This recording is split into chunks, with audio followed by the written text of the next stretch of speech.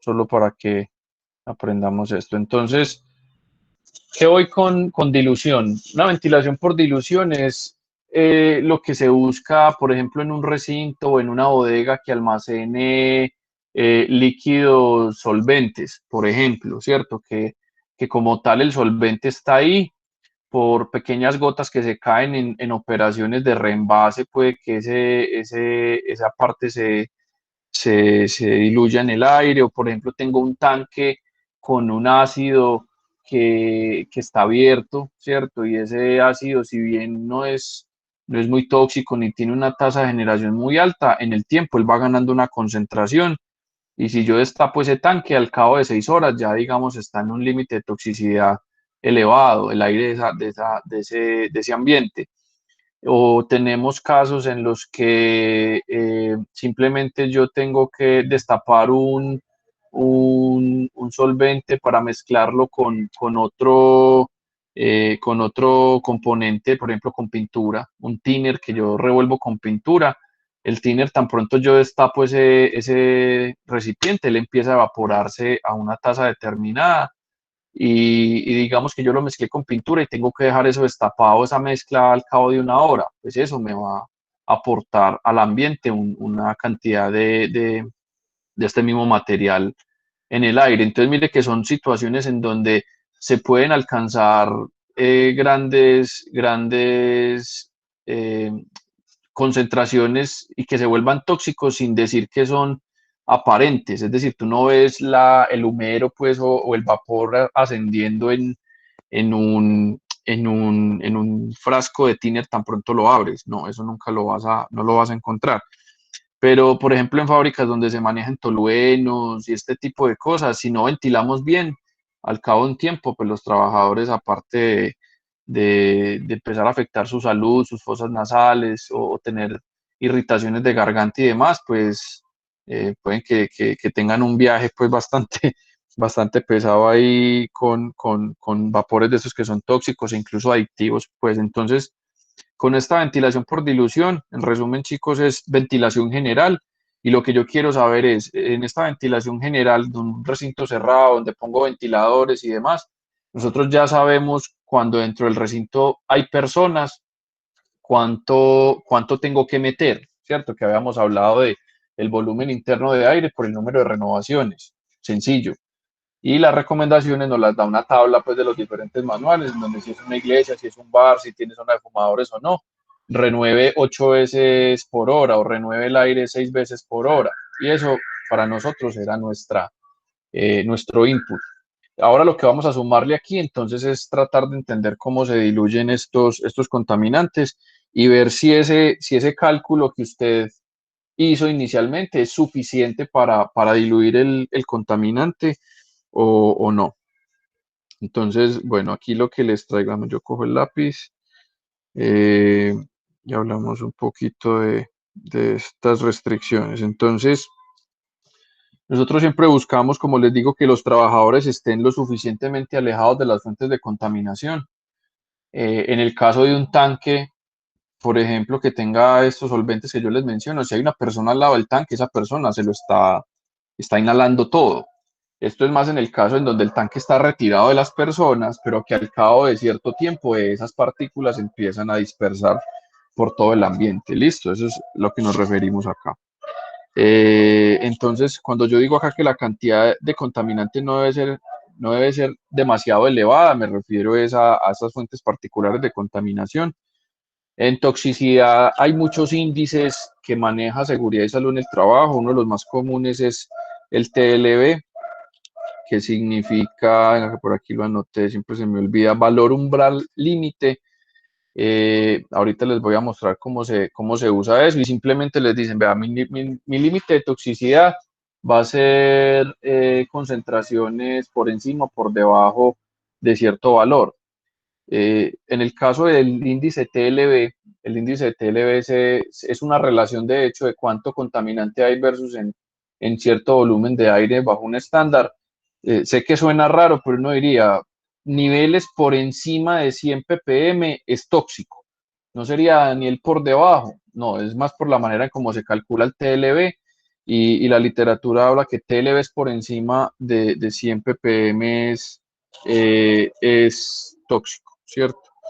Dependiendo del contaminante que sea, cada contaminante va a tener una tasa diferente. Aunque yo quería hablarles, eh, perdón, esto es lo que estaba tratando de esta relación.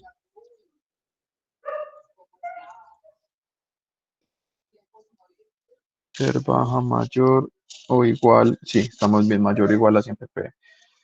Y la dispersión del contaminante debe ser uniforme para yo poder tener un control sobre esas variables de dilución de aire.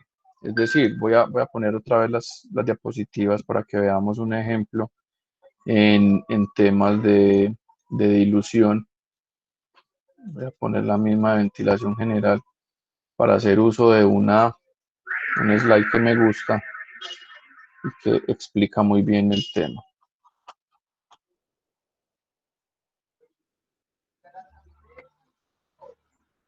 Por acá. Entonces, ¿a qué voy con esto? Si mi fuente contaminante, por ejemplo, se da en esta región de aquí, yo miro si tengo puntero, digamos que se da en esta esquina de aquí, de la parte inferior, y mire que los flujos de aire, como se diseñó esta cabina, van por debajo, suben y salen por la parte superior del ventilador. Entonces, decir que una zona como las de aquí abajo, por ejemplo, un sector de estos, en donde esto puede ser quizás una puerta, ventanas, o si esto es vertical, estamos hablando de un ventilador puesto en una pared, y esto es un piso ficticio y el piso real es el de aquí abajo. Digamos que no me voy a concentrar en la configuración. Miren que las líneas de flujo que se van a concentrar aquí van por abajo, salen por estas ventanillas y hacen esta curvatura hasta llegar al ventilador. Si mi fuente de contaminación está en este punto, es muy poco probable, pero es demasiado poco probable que en esta cámara de aquí, a la parte de abajo de esta configuración, se logre un incremento de las ppm de ese contaminante, porque acá siempre fluye aire fresco, ¿sí? Caso contrario, en donde si yo tengo, por ejemplo, una fuente de contaminación justo en este punto, entre esta región, digamos que de flujo que muestra este primer ventilador y esta rejilla, ventilador rejilla, si se hace aquí es muy probable que sí se pueda difuminar por todo el recinto porque no hay barreras que se lo impidan. Puede que sea muy baja la toxicidad en zonas como la parte inferior, pero es probable que se adquiera algún nivel de ppm por mejor ventilación que tenga el sistema. Entonces, por eso cuando hablamos de una buena dispersión del contaminante, piensen, por ejemplo, en donde este ejemplo, por ejemplo, es muy bueno. Si yo tengo una fuente de contaminación que está justo aquí en la parte de arriba y por la manera como está fluyendo esto, yo puedo hacer que ese contaminante a la final se disperse 100% por todo el recinto. ¿Cierto? O una bodega, por ejemplo, que tiene extractor de techo. Si yo tengo un contaminante aquí, el extractor de techo me va a ayudar a que el aire fresco entre, se caliente y transfiera calor con lo que sea que tenga aquí abajo, ascienda y se lo lleve. Y si aquí hay un contaminante, probablemente se disperse muy bien por todo el recinto. Entonces, digamos que es una condición básica en temas de poder utilizar las fórmulas que vamos a ver aquí.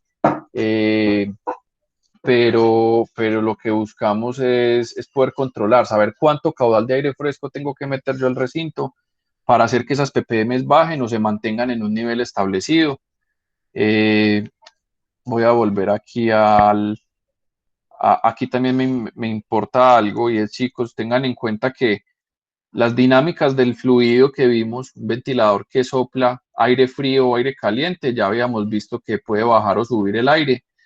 Cuando yo tengo un contaminante también tiene una densidad específica diferente. Entonces, puede hacer que se dé una corriente de ascenso natural. Por ejemplo, si yo tengo un contaminante aquí que es de una densidad, no sé si decir muy baja, e inmediatamente genera una corriente ascendente, es probablemente esto es una muy buena opción para estar renovando aire y que no se concentre. Pero si es una densidad mayor a la del aire y se dispersa en el piso caso, por ejemplo, de un gas combustible, ese tipo de cosas quedan siempre por debajo de la capa de aire. Entonces, es muy bueno, tienen que tener en cuenta que se pueden dar estratificaciones por cambio de densidad, eh, solo porque las densidades del material versus el aire son diferentes. Y eso va a hacer que no tenga dilución, pero tengo que sacar ese contaminante que está acumulado en la parte inferior. Eso pasa mucho con gases que llamamos pesados, pues, o gases livianos, se estratifican en la parte de arriba del recinto, pues, para que tengan en cuenta que esas dinámicas también se dan aquí. Entonces, volviendo acá a la presentación, chicos, realmente son fórmulas muy sencillas. Vamos a darle aquí F11 a esto. Eh, que tiene que ver es con esa cantidad de aire que yo necesito para diluir eso. Entonces, el caudal como lo conocíamos nosotros, ¿cierto? Que lo voy a poner aquí en rojito. Este caudal como lo conocíamos, caudal igual al número de renovaciones por el volumen interno. Esta fórmula me va a garantizar a mí unas condiciones de aire exclusivamente para personas que respiran, que sudan, que están en una actividad como discoteca o restaurante y demás, pero no me hablan nunca de una dilución del contaminante. No quiere decir que no sea una forma adecuada de garantizar unas condiciones de TLB apropiadas, pero todo se tiene que hacer con mediciones indirectas y eso, perdón, mediciones directas y eso lo va a hacer un profesional de salud en el trabajo que va a decir, mira, aquí en esta discoteca con 1000 personas, al cabo de 2 horas estamos llegando a niveles de monóxido no permisibles, hay que incrementar el caudal de los ventiladores. Adelante. Eso muchas veces, chicos, se hace automáticamente ya con sistemas de control y demás, pero pues esta es la teoría que está detrás de eso. Entonces, eh, hablando de un contaminante, por ejemplo, que constantemente está produciéndose, o sea, que no es que ya contaminó y cerré el tarrito o el frasco o el tanque y ya tengo es que diluir, no es, vamos a garantizar un caudal de tal manera de que las ppm se mantengan, por ejemplo, estables en 150, pero por ejemplo, el solvente sigue disolviéndose en el aire, sigue evaporándose solo. Ese va a ser el caso aquí. Entonces, el caudal de aire necesario para mantener constante esta concentración se obtiene siempre a partir de un balance de masa, ¿cierto? ¿Entre qué? Entre esta letra G, que significa velocidad de generación del contaminante en metro cúbico hora, ¿cierto? Versus cuánto es la concentración aceptable eh, de gas o de vapor en ppm, y eso me va a decir cuánto es el caudal de aire que yo llamo caudal de aire efectivo, o sea, lo que realmente me ayuda a mantener ese nivel de contaminante en las ppm que yo estoy deseando. Listo. Entonces, cuando hacemos un desglose de esta concentración versus el TLB específicamente, o sea, se dice que esta concentración G es igual al TLB en ppm. Ahorita les hablo muy bien del TLB. Eh, en el caso de solventes líquidos, voy a poner que esa nota si no la puse acá, que es para lo que esto está diseñado.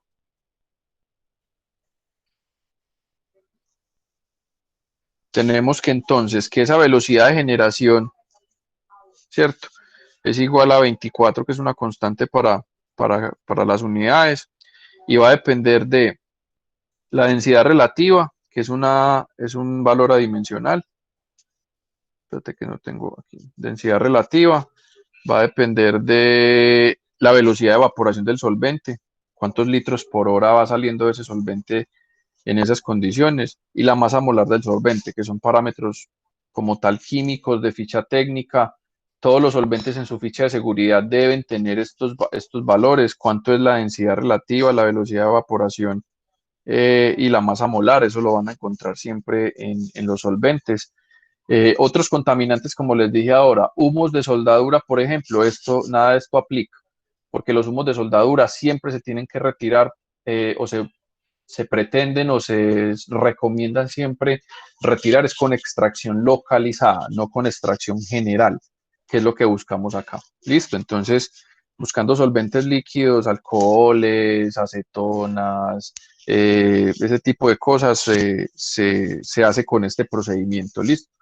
Entonces vamos a hacer un pequeño, ahorita hacemos un pequeño ejemplo. Entonces cuando yo ya reemplazo esta G en esta fórmula, ya obtenemos este Q, ¿cierto? Ya obtenemos este Q en términos de las unidades. Este 10 a la 6 aquí es porque es en ppm, es partes por millón. Recordemos que sigue dependiendo de la densidad específica, de la velocidad de evaporación en litros por hora y de la masa molar del solvente y esta concentración pues que nos quedó de la anterior. Entonces esta es una fórmula que me ayuda a mí calcular cuál es ese caudal nuevamente, el caudal necesario real, perdón, el caudal, como lo mencioné, caudal de aire efectivo. Quedémonos con esa nomenclatura, yo lo llamo Q', ¿cierto? Entonces, ¿cuánto es eso para mantener esa relación? ¿Qué es lo que pasa en estos ejercicios o en estas situaciones donde tengo un solvente que constantemente está entregándole solvente al ambiente? Y es que ese caudal efectivo quizás no es necesario y claro, siempre se deben mantener factores de seguridad. Esto es un tema que da la experiencia, que en la mayoría de los casos algunos handbook de calidad del aire los manifiestan, pero yo lo que voy a hacer es primero calcular cuánto es el aire efectivo que yo necesito. En la mayoría de los casos, como les digo, por temas de que no se completa una mezcla o los flujos de aire son incompletos o pasan muchas cosas, tengo que empezar a poner factores de seguridad. Y en el tema ambiental, chicos, créanme que estos factores de seguridad casi siempre son del 4 o 5, porque lo que garantizamos acá es salud de las personas. Entonces este Q siempre es, no, solamente cuánto necesito para garantizar esas ppm, pero no siempre se va a pasar. ¿Por qué son factores de seguridad tan altos? Y los voy a poner aquí en rojo. Estos factores de seguridad, si son contaminantes de baja toxicidad, van de 3 a 6. Esto es baja y esto es alta toxicidad. Es porque las mismas tasas de liberación de estos solventes es bastante difícil de cuantificar en el tiempo. Los solventes a temperatura ambiente, a diferencia pues del agua, de otras cosas, pueden tener una tasa de liberación de calor, de liberación de masa muy alta, solo con 2 o 3 grados de temperatura de cambio en la temperatura ambiente. O como esto está, digamos, sometido a ventilación general, los mismos flujos hacen que el arrastre de material sea muy alto y aumente la tasa de liberación del contaminante. Entonces, miren que realmente sé que dependemos de unos factores, pero vamos a concentrarnos en esta Q, que es esta misma de acá, para entender cuánto aire necesitamos. ¿Listo? Entonces, como les dije, este TLB es un indicador, hay muchos otros, IPC, hay índices de toxicidad dependiendo, bueno, dependiendo la norma incluso. Yo uso la norma de ventilación, casi siempre usa TLB, que se llama valor umbral límite, y la toxicidad pues la clasifica en la mayoría de solventes líquidos que concentraciones, o perdón, valores de TLB mayores a 500 ppm es de sustancias ligeramente tóxicas. Yo sé que aquí dicen, pero ¿cómo así 500 ppm? 500 ppm para mí es mucho, pero es la manera en cómo el índice se calcula porque es una relación entre el contaminante y el volumen de aire que se tenga ahí. Entonces, si quieren tener más información, pues les recomiendo que puedan ahondar más en este tema de calidad del aire, más allá de lo de ventilación, que es lo que aquí estamos viendo. Un TLB entre 100 y 500 se llama moderadamente tóxico y altamente tóxico son TLBs por debajo de 100 ppm, ¿cierto? Entonces buscamos siempre mantener esos TLBs tan altos como sean posibles, es decir, aportando mucho aire limpio eh, a al recinto, ¿sí? Pasémonos acá y hagamos un ejemplo sencillo, como para que vean cómo se dan ese tipo de ejercicios. Metilcloroformo, tenemos metilcloroformo en un espacio que no se determina, que que tiene una tasa o una velocidad de liberación de 0,71 litros por hora. Esta es la tasa de liberación del contaminante, ¿cierto? Entonces me preguntan, ¿cuánto es el caudal de aire que yo tengo que meterle a ese recinto sin necesitar las condiciones de volumen del recinto, sino simplemente cuánto es el caudal de aire que tengo que meter eh, para mantener la recomendación, la concentración recomendada? Entonces, cuando van y miran el TLB del metilcloroformo, no puede estar por debajo de 350 o quieren buscar que se mantenga estable en 350 en el ambiente donde esté metido. Tenemos una densidad específica de 1,32, recordemos que eso es un valor adimensional. Masa molar, eso es más un valor de tabla, 133,4, y el factor de seguridad recomendado para este caso es 5.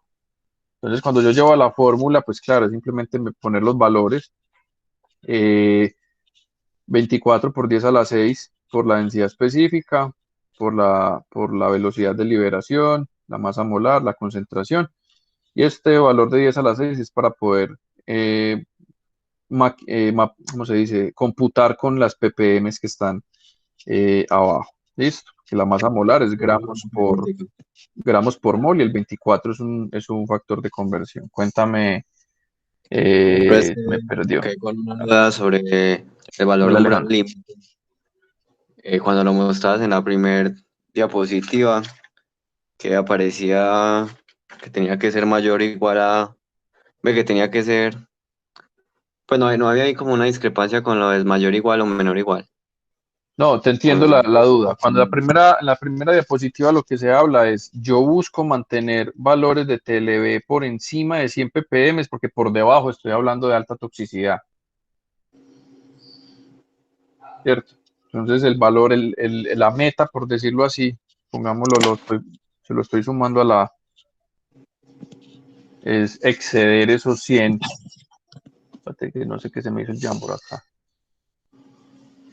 Pero sí, yo sé que toxicidad estaríamos hablando no de valores mayores a 100, perdón, sí, sí es un poquito confuso, sino que yo busco es exceder los 100 ppm para no llegar a niveles de toxicidad eh, mortales, llamémoslos así. Pero igual esto depende mucho del tipo de contaminante que sea, el nivel de TLB permitido. Pero esto muchas veces están en las mismas fichas de seguridad o el input lo da un profesional de calidad del aire o de seguridad y salud en el trabajo. Pero sí, sí te entiendo que de pronto fue confuso ahí. Entonces, volviendo aquí al ejemplo, metilcloroformo, sabemos que, que, que tiene esta tasa de liberación, como les indiqué acá. ¿Qué calculé yo aquí? Un caudal, metiendo este 24 es un factor de conversión, como les dije, y da las 6 para llevarlo a partes por millón, densidad específica, velocidad de liberación, masa molar y concentración como la tenemos acá. Entonces, eh, esa concentración que estoy buscando es el mismo TLB, como hablamos ahorita, y esto me da un resultado de que tengo que meterle a ese recinto o a esas condiciones de aire 482 metros cúbicos por hora para yo hacer que en términos generales esta concentración se mantenga. ¿Listo? Porque yo ya tengo una liberación en el ambiente cercano, digámoslo así, de metilcloroformo que está ahí en el ambiente destapado. Cuando yo ya le pongo el factor de seguridad, ¿cierto? Pues dicen, vea, para poder tener esa mezcla debido a factores de mezcla incompleta, que se da que hay regiones de un recinto que tienen zonas muertas de circulación de aire o en su efecto el tanque está retirado de donde trabajan los trabajadores, entonces la zona cercana al tanque está más concentrada que la zona lejana del tanque y esos temas de mezcla incompleta dan que, por ejemplo, cuando el trabajador se acerca al tanque, pues va a estar expuesto a un ambiente tóxico versus si está alejado, por ejemplo, en las oficinas. Y eso pasa mucho en las plantas. Voy a bajar a la planta, no sé qué. Listo, si no tiene la máscara, si no tiene eso, pues puede estar expuesto a un ambiente peligroso versus quedarse pues en la oficina, por decirlo así. Entonces, estos factores de seguridad, como les digo, están dados más por esas condiciones de mezcla incompleta. Entonces, yo ya cuando le pongo a eso el factor de seguridad, pues claro, se me sube a casi 2.500 metros cúbicos hora. Este es el valor que usted va y compara, por ejemplo, con este de acá, ¿cierto? Donde yo ya caudal es volumen del local por número de renovaciones. Y usted aquí se dará cuenta si la renovación recomendada para ese recinto eh, es suficiente para mezclar y diluir a valores seguros un contaminante dentro de ese mismo recinto, ¿cierto? Porque lo que veíamos yo no sé si lo puse o está yo creo que está en el Jamboard, de esta persona que trabaja frente a una cabina, pero el aire o el flujo de aire viene a sus espaldas, entra a la cabina y sale afuera. Esa persona no está expuesta. Pero si es al contrario, donde la persona trabaja en la cabina y el aire es desde la cabina hacia el recinto, entonces tengo que hacer que la mezcla de aire sea tan alta como esta que les estoy mostrando aquí, sea tan alta como esta para que pueda tenerse un ambiente seguro, ¿cierto? Entonces, recapitulando, yo tengo que tener una información del contaminante, a qué nivel de ppm tengo que mantener, sus datos físicos pues, y químicos, y ese factor de seguridad para ver que esto cumpla adecuadamente.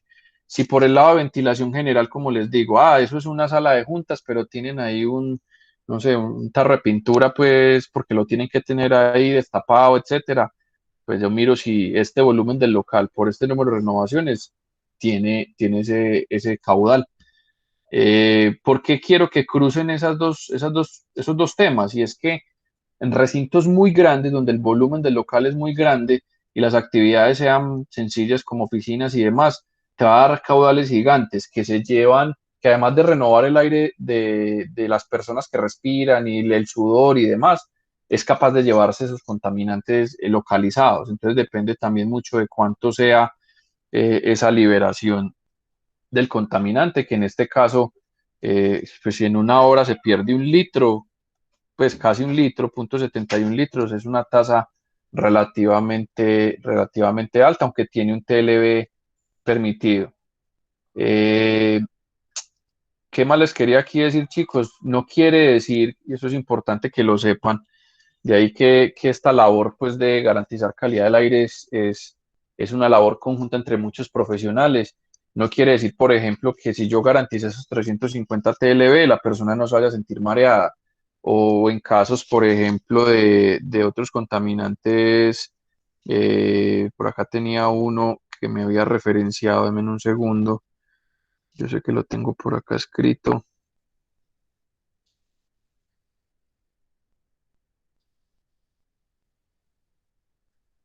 Metilcloroformo, el otro se llama tolueno, ¿cierto? El tolueno eh, que es uno de los componentes, por ejemplo, con los que se fabrica o se fabricaba habitualmente este adhesivo que llamamos Boxer, ¿cierto? Este adhesivo amarillo, pues que lamentablemente pues ve uno gente en las calles inhalando eso, es porque inhalan tolueno. Entonces, en el caso de toluenos, por ejemplo, hay unos TLVs permitidos que hacen que la persona no sienta irritación de garganta o no sienta, por ejemplo, afectaciones en sus fosas respiratorias, pero puede que lo empiece a marear, ¿cierto? Entonces, de ahí que esos factores, como les digo, de seguridad empiecen a crecer. Listo.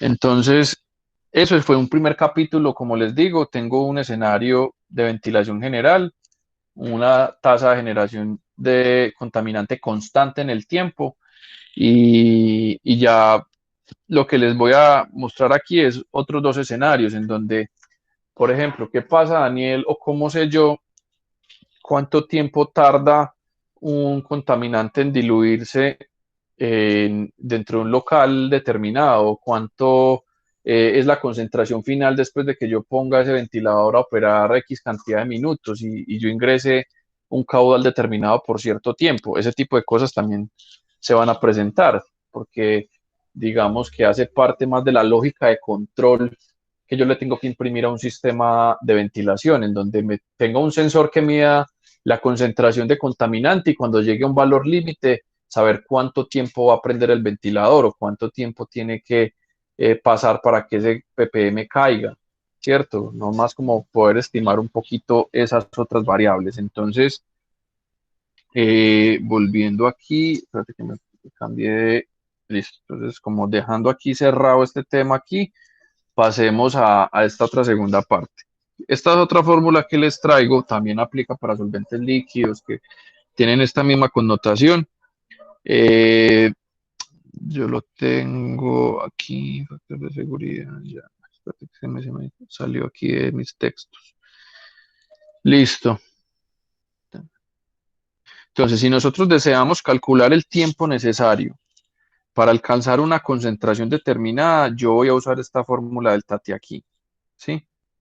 Que ya les digo qué significa entonces todas esas cosas, en donde V es el volumen del local en metro cúbico, ¿cierto? Aquí no lo puse en las unidades para que nos dé todo lo mismo en metros cúbicos. Q' va a seguir siendo ese caudal de aire efectivo para la ventilación, que yo ya sé cómo calcularlo, ¿cierto? En la primera parte, como estas fórmulas, ¿por qué tienen logaritmo natural? Y pues sin ser muy explícito, todo lo que tiene que ver con contaminantes, chicos, tienen comportamientos logarítmicos. Si yo tengo un nivel de contaminante en el tiempo y empiezo a diluirlo con aire, ellos no tienen una caída, perdón que esa raya me quedó horrible, ellos no tienen una caída ni así, ni así, no, o sea, ellos siempre tienen esa tendencia logarítmica hasta llegar de un valor a un valor B. Listo. Y lo mismo, las tasas de generación de contaminantes por la misma naturaleza de que un contaminante que tenga yo aquí, por ejemplo, no sé, sacando líneas aquí de flujo, este ambiente circundante que está aquí va ganando concentración, ¿cierto? Entonces, una partícula que va a salir aquí de la superficie del tanque se encuentra con una concentración de acá que no es aire limpio, entonces digamos que no va a salir al aire tan rápido, versus un tanque o un recipiente que está recientemente abierto, él empieza a tener una tasa de liberación más alta. Entonces las tasas de liberación también son exponenciales y esa naturaleza pues es más, como les digo, de temas de mezcla de aire, calidad del aire y es un tema, créanme que hay profesionales en eso, pues son carreras independientes y maestrías y demás en ese tipo de cosas, créanme que es bastante complejo para muchas situaciones, pero en términos generales, como lo estamos hablando acá, son mezclas de gases, mezclas de solventes con aire que no reaccionan, o sea, no hay reacción química, simplemente está en estado gaseoso en el aire. A eso es a lo que nos referimos acá. Entonces, volviendo a la fórmula, chicos, el tiempo que yo necesito para alcanzar una concentración determinada va a depender nuevamente de volumen del local, ese cabal de aire efectivo, esa velocidad de generación que hablamos ahorita, metro cúbico hora. Vuelvo y uso aquí este Q y las concentraciones desde mi subíndice 1 significa inicial y mi subíndice 2 significa esa condición final. Ahorita en un ejercicio creo que nos queda más claro. O también se da pues cuando C1 es igual a 0, porque la concentración inicial es 0, o sea, apenas estoy calculando cuánto, por ejemplo, al cabo de cierto tiempo, al cabo de cierto tiempo, cuál es la concentración, entonces ya uso esta fórmula. Entonces mi concentración 2, todo esto es operativo y sale de esta misma fórmula. Entonces, yo quiero conocer la concentración al cabo de cierto tiempo, depende de esa tasa de generación del contaminante. Aquí tenemos el tiempo, ¿cierto? La velocidad, perdón, el volumen del local, el volumen extraído, perdón, el caudal de aire efectivo y el caudal de aire efectivo aquí abajo. Entonces, como tal, la fórmula sé que se ve un poquito compleja, pero es bastante sencillo. Yo acá le tenía ese mismo ejemplo con el metilcloroformo. Entonces, el metilcloroformo tiene esa velocidad de generación de 2.0 de 2.03 metro cúbico hora. Ahorita lo habíamos visto, qué pena aquí, como tasa de liberación en litro por hora, ¿cierto? También puede darse en este otro parámetro, que lo conocemos como velocidad de generación, también metro cúbico hora. Todo eso están fichas técnicas, como les digo, de los solventes. Espérate que se me salió aquí. Listo. Entonces tenemos una velocidad de generación de 2.03 metro cúbico hora. Después de que se hizo el cálculo con el procedimiento que hablamos ahorita, Q' dio 3.400 metro cúbico hora. O sea, este es el volumen o la cantidad de aire, el caudal de aire que llamamos efectivo para yo garantizar una concentración determinada. Pero aquí queremos es conocer cuánto tardará la concentración en alcanzar 200 ppm y qué concentración vamos a tener después de 50 minutos, ¿cierto? El volumen del local es 2.832 metros cúbicos y, y simplemente, pues como les digo, aplicar la fórmula con datos que son de las fichas técnicas de estos solventes. Entonces, eh, delta T, la fórmula como la conocimos ahorita, empecemos a meter datos, 2.832 el volumen del local en metro cúbico, 3.400 el Q', 2.03 el, siempre me olvida la velocidad de generación, aquí tenemos otra vez Q', eh, 200, que es el, el, el parámetro al que queremos llegar, ¿cierto? ppm de 200. Este 10 a la 6 es porque estoy pasando de partes por millón a partes por millón para poder cancelar partes por millón con partes por millón. La concentración, pena no le puse unidades a esto, debí haberla puesto. La concentración está en metro cúbico hora y tengo que llevar eso a las mismas unidades. Entonces, aquí vuelvo y pongo G y mi tiempo me da 0.34 horas. O sea que yo en 0.34 horas voy a alcanzar esa concentración de 200 ppm cuando yo encienda el ventilador y tenga un flujo de aire eh, efectivo de 3.400 metro cúbico hora y en ese tiempo pues voy a alcanzar ese valor de 200 ppm, ¿sí? Que son 300, son 400, son 500, pues simplemente altero este valor aquí y voy a obtener diferentes tiempos acá, ¿sí? Esa es como la manera. Nos preguntaban también entonces cuál es la concentración al cabo de 50 minutos, ahí donde yo ya uso la otra fórmula, que también depende de la tasa de generación, el de aire efectivo, caudal de aire efectivo, aquí me falta el Q', qué pena, Q', delta T sobre el volumen del recinto, por ser ese comportamiento exponencial, lo mismo de las ppm de ahorita, y tenemos que al cabo de 50 minutos, bajo esas mismas condiciones de generación, ya voy a tener es un valor de 378 partes por millón. Esto es prácticamente predicciones que uno puede hacer y que debe comparar con datos reales, pues realmente aquí hay una, ¿cómo se dice? Una dinámica, como les digo, de trabajo interdisciplinario en donde pues yo trato de predecir con esto cómo va a ir, pero les recuerdo que las condiciones que aquí hablamos es que el contaminante no reacciona, no se oxida con el ambiente, no genera algún tipo de reacción química que genere otro contaminante y como tal la tasa cambie, o el caso de gases o de otro tipo de contaminantes de alta concentración, de altos volúmenes que no pueda yo sacar efectivamente con ventilación general. Y esto está más como orientado a este tema de solventes líquidos, pues, o de concentraciones bajas. Otra condición que se nos puede dar aquí, yo le puse un plus a esto, y es, supongamos que es trabajando sobre la misma fórmula, supongamos que ese caudal de 3.400 metro cúbico hora se mantiene constante, pero digamos que el tema es que el contaminante se subió o las ppm se venían subiendo en el ambiente porque un recipiente se reventó. Entonces empezó a tener una tasa de liberación que me disparó las alarmas y yo ya hice contingencia, cerré el recipiente, lo recogí, lo contuve, y entonces nos preguntan, venga, ¿cuánto tarda en bajar esa concentración? De 100 ppm hasta 25, suponiendo que 100 fue el valor que él disparó la alarma, todo mi ambiente está a 100 y voy a tratar de estimar cuánto tarda en bajar a 25 ppm, que digamos que el profesional dije, tengo que llegar a ese límite, entonces tratemos de hacer lo mismo. Entonces, eso es usando prácticamente la misma fórmula.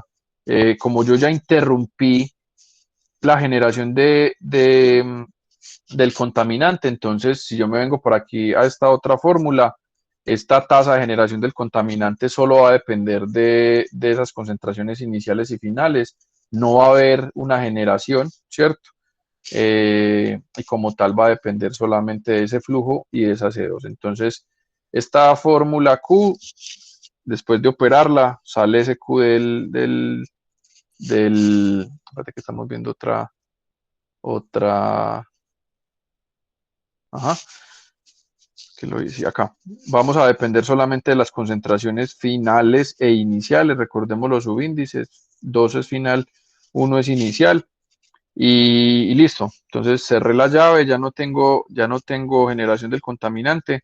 Pongo los mismos datos, 2.832 que es el volumen interno del recinto, 3.400 que es el caudal de aire efectivo que yo estoy metiendo, una relación de ppm sencillo, y esto resulta que al cabo de 70 minutos, con esta tasa de aporte de aire, de este caudal de aire, voy a lograr que reduzca las ppm al nivel que yo estaba buscando. Entonces, como les digo, chicos, es bastante sencillo. Esta metodología busca simplemente en el tema de contaminantes en ventilación general. Siempre recuerden que esto va de la mano de mediciones directas. Puede que esto me permita definir un caudal, un ventilador y un sistema, pero puede que eso después de que se ponga en operación no entregue las condiciones que usted teóricamente está logrando. Y casi siempre, o en la mayoría de los casos prácticos, chicos, se da porque los solventes tienden a oxidarse, a reaccionar con otras piezas, o los vapores pueden condensarse y en ese caso ya tienes el contaminante es en una pared y no en el ambiente. Se pueden dar temas de condensación, se pueden dar temas de que hay más de un contaminante, que eso también es muy bueno que lo escribamos acá. Entonces, cuando hay más de un contaminante, no estoy escribiendo.